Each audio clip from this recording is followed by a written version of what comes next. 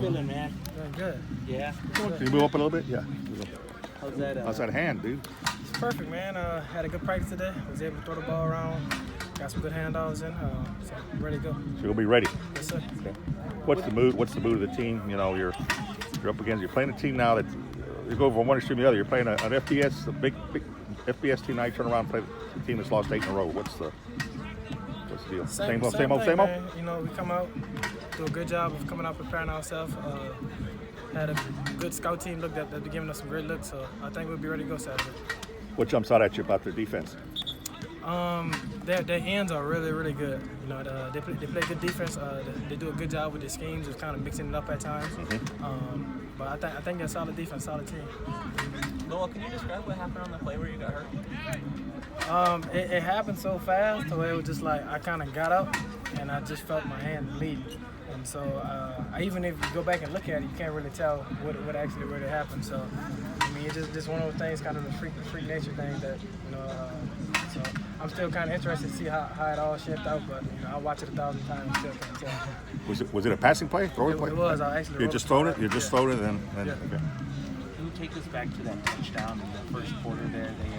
A couple of the guys said there was a lot of excitement on the field and on the sidelines. What was that moment like? Going into the game, we know we were having our balance based off our game plan.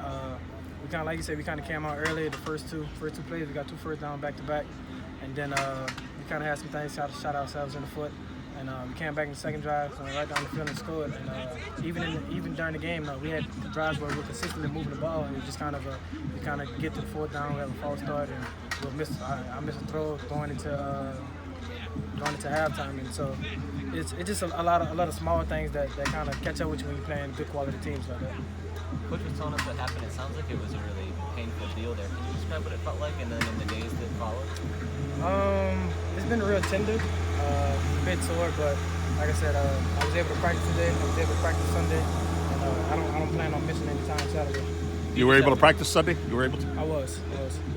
Do you just have to kind of wear the little sleeve here, or what's just kind of got some covering it up, and it ain't as bad as people think it is.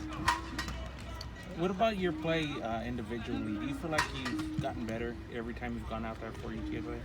Like I said, anything you practice, you'll get good at. So, you know, I've been practicing with the ones, and everyone's kind of getting the feel of what we want to do as an offense and who we're becoming. So I felt we're gonna be ready this week. You know, I feel like Coach has a great game plan for us going into this week. So I expect us to play really good on offense this week.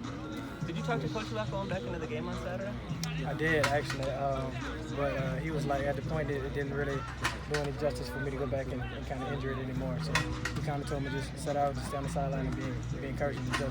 Was that frustrating for you to be watching, even though it was already pretty much the game was over? As a player, yeah, but then at the same time, look at the big picture. You understood. Yeah, look at the bigger picture. You know, we still have 3 conference games to kind of set ourselves up to get ready for a bowl game. So I kind of understood it, and so I was fine with it. What's the mindset of the team? He says the number 4 is really important to get that 4th win. And what are you? I guess you all have 4 left. Is it 3 and 5? You got 4 left. So what's you got? You got to get the 4. Then you got 4 left. You know, you're on the table. That's not a bad record considering you could be 7 and 5. But let's worry about this one here. What's the mindset? The guys still fired up? Absolutely. Everything we want is still in front of us. Obviously, it takes some things to happen for us to still win conference, but the teams that are at the top and that we need to knock off, it's still, you know, we're still in front of us. So all our goals are still there. We're still motivated, you know, still looking forward to the big goal, but I think we're ready to go. Do you still talk about bowl eligibility as a goal, or does that go without saying? You mentioned it here and there, but, you know, mainly you want to focus on the game that week, you know, so coach will bring it up every now and then, but mainly, you know, is we need to win this one in order to get to talk about bowl eligibility. So after we win this one here, then we're one step closer to talking about it. Is there anything that jumps out about Old Dominion's defense particularly as you prepare for them? The ends are really good. I feel like the backers do a good job of kind of fitting the runs.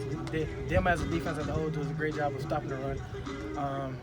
The secondary is pretty solid. Do a good job of breaking on balls. So, like I said, all we have to do is it's not so much about them. You know, as long as we go out here and execute and we're on time with balls and we picking up the guy we need to pick up, we'll be fine. You say their ends are good. They're just active, athletic. Is that basically they can move? They're really big. They can run.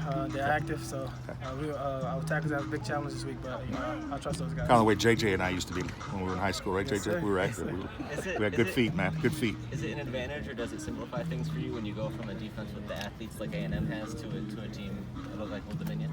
I'm kind of used to it, really. You know, we have one of the best D-lines, in college football. You know, I really think that our front does a good job of giving me the looks that I need to get in practice. So I think we'll be up for it. The guys, I think our tackles will be ready, and I'll be ready. So. What did you learn last week going against the type of talent that they have up there against an SEC team? Honestly, playing against SEC talent, you don't really see much of different coverages as you would see in this conference. They're kind of, we're gonna do this, and we expect our players to be better than you. So we kind of knew what we was up against. I didn't feel like offensively as a whole, the stage was too big for us, and playing in front of 100,000 people, I felt like we was ready to go. We executed at times, and then times we had this one thing that we could have did better that could have put us in a better position. So we played a phenomenal first half.